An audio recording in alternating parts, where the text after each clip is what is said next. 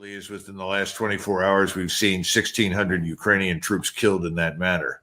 Ooh, is that a huge number? 1,600 in 24 hours? It seems enormous. To think about right now is what are the consequences of moving munitions like these DU rounds into Ukraine? Now, we haven't poisoned the entire portion of eastern Ukraine, but I think we can. What is the general state of affairs militarily now since the last time we spoke about 2.5 weeks ago? Have the Russians moved westward? Have the Ukrainians moved eastward? If so, have either of these movements been significant, or has there been little change? I don't think there's been any significant movement. What we have seen, though, over the last month are a lot of attempts to attack on the Ukrainian side Russian positions without a great deal of success, frankly. Over the last 3 or 4 days, the Ukrainians have staged some attempted counterattacks. They've lost thousands of men, large numbers of equipment. And what we see typically is the following. The Ukrainians mass some number of people, 2,000, 3,000, 4,000. They try to mass whatever artillery they have. They try to focus on a particular point in the Russian defense system. They move into this 20 to 25 kilometer security zone, which is in front of the Russian defenses. And once they move into that security zone, they're immediately targeted. If the decision is to allow them to advance, the Russian security forces in the security zone will fall back. They fall back a few kilometers. The Ukrainians advance. They are decimated by standoff attack. They are attacked on 3 sides. Eventually, they abandon their equipment and they're dead, and they fall back. As recently as within the last 24 hours, we've seen 1,600 Ukrainian troops killed in that manner.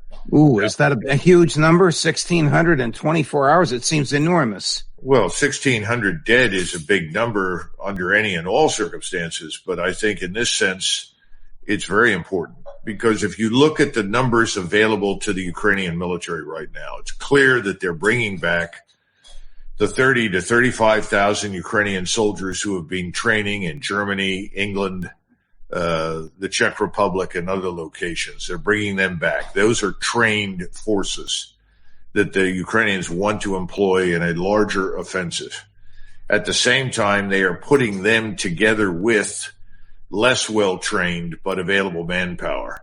So the largest force that I've seen at any one location approaches 50,000. They wanted 80,000. I don't think they can do it, but maybe 50,000. The hope is that they can focus narrowly on one particular point along the front, break through and make a difference to the world politically, to demonstrate that they're alive, that they have an army, and so forth. This has been going on from Zaporizhzhia on the western side all the way up to Donetsk.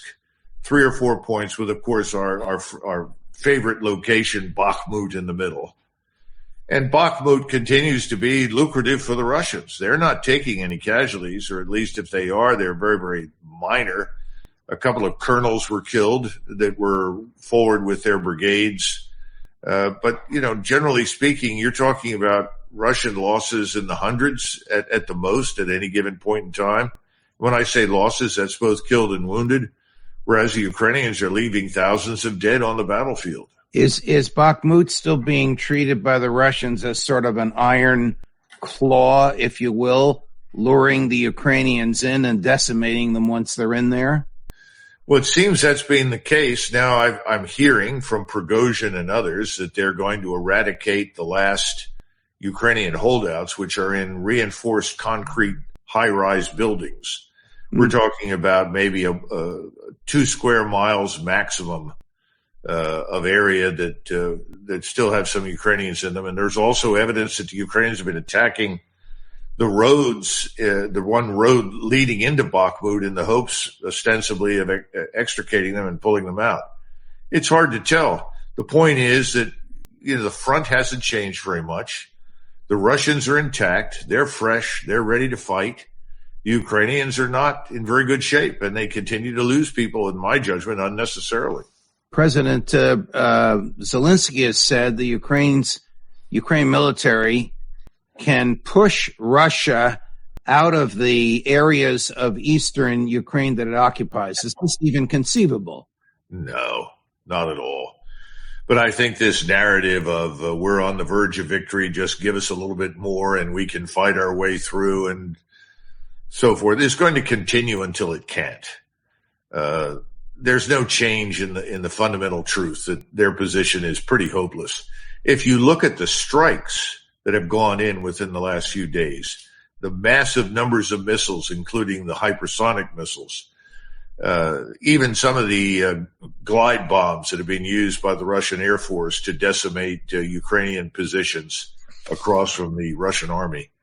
All of those have been, on a scale that we haven't seen to date. In other words, more destructive than ever. They're not only hitting energy grid items. In other words, if you go to Zaporizhzhia, they lost all of their electricity overnight, what they had left. You also have vast ammunition storage areas reaching from Lvov in the far west all the way to Kiev. This tells us several things. First of all, it tells us that the Russians know exactly where everything is. They knew where the missiles were being stored, where these shadow cruise missiles that the British have given them have been stored. They know where the Patriot missile battery is or was. There are no secrets anymore because of this improved intelligence surveillance complex, surveillance complex overhead. Is there any military or, as you perceive it, wearing your other hat, political significance to the death of an American veteran in Bakhmut? Well, you have to ask Americans that question. I think it's unfortunate that he lost his life, and frankly, I don't think Americans should be serving in uniform under other people's command. I never have. I've always opposed it. And I don't think there's any hope for it. But for one reason or another, we still have Americans over there dying who are effectively, in the eyes of the Geneva Convention, mercenaries. They're not seen as legitimate combatants by the Russians. I'm surprised that the Russians have treated them thus far as well as they have. Our friend, quote unquote, Jack Devine has argued on this program that the Russian army is disillusioned and the Ukrainian army has high morale. Is there any basis for this from your sources? No, I see no evidence for any of it. If anything, Ukrainian morale is at an all-time low right now. The population, again, yesterday I was shown evidence that there are fewer than 20 million Ukrainians left in Ukraine. Ooh, that would be about half the population from a year and a half ago. Well, not half, but certainly substantially less. There were 34, at least in theory, 34.5 million people in Ukraine. Okay, I thought it was 40. Right. And so now we're down to less than 20. I'd heard those things previously. I was never quite sure. That's why I used to say between 18 and 24. But now I'm told that it's very definitely below 20 million. And again, everybody leaving makes it abundantly clear when they come out, at least the ones we interviewed that go west, and that means about 10 plus million, that they're not coming back. Here's Jack Devine's opinion of Russian military leadership. There's a little bit of nuance in here. You're not going to be surprised where he ends up, but take a listen.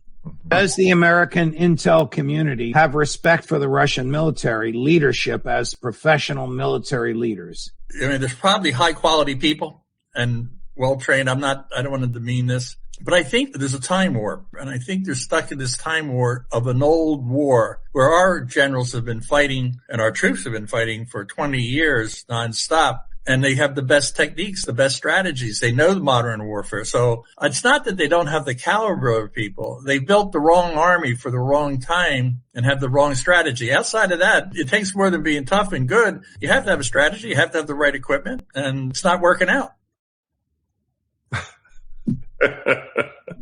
Well, it's not working. If anybody doesn't have a strategy, it's us.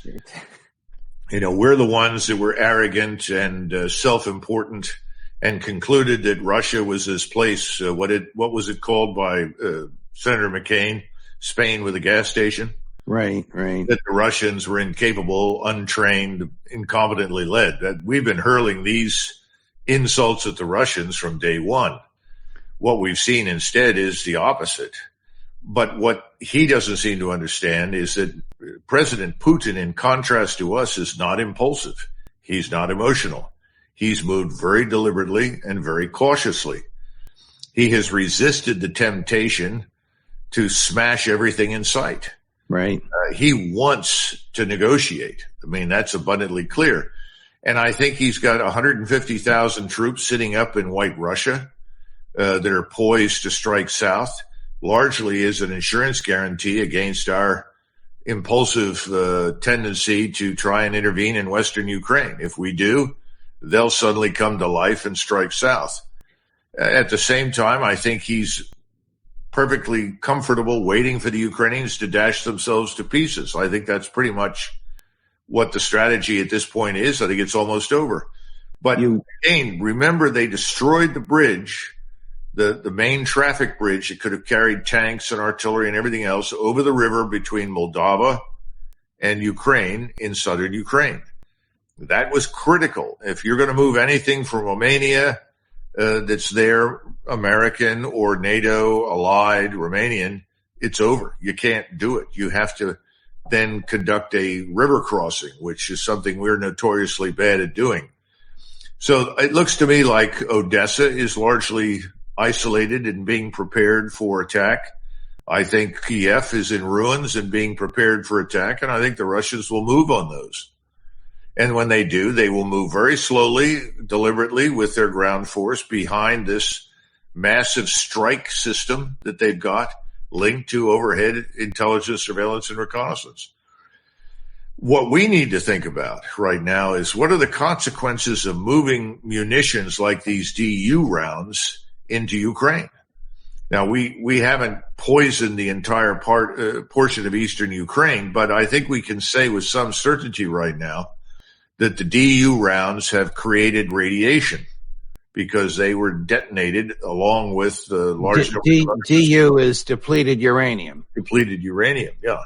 And it's not that you're going to go over there and immediately contract cancer, but and it's not the gamma radiation that's getting a lot of attention. It's really the alpha particles. As these particles settle from the atmosphere down into Ukrainian soil in the vicinity of that Helminsky ammunition storage area, it could be 10 or 15 years before you can farm in that soil. And that's tragic since that's some of the best soil in the world. Now, that's only maybe a 50 square mile area, but that's still significant. Do we use depleted uranium, or did this come from the British? Well, I think it came from the British, but we were the ones that developed the round originally that was used elsewhere. And again, you know, if you're looking at residue from a DU round on a tank round, for instance, on the battlefield, in order to contract cancer, you've got to pick up the residue and eat it. And yeah, you'll eventually get cancer. This is different. We're now talking about particles in the atmosphere settling into the soil. And these are alpha particles. Those things will be gone in 10 or 15 years. But for the moment, in the vicinity of that ammo storage area, the soil is not permanently, but contaminated for 10 to 15 years. If I were sitting in Kiev right now, I would be very concerned about that.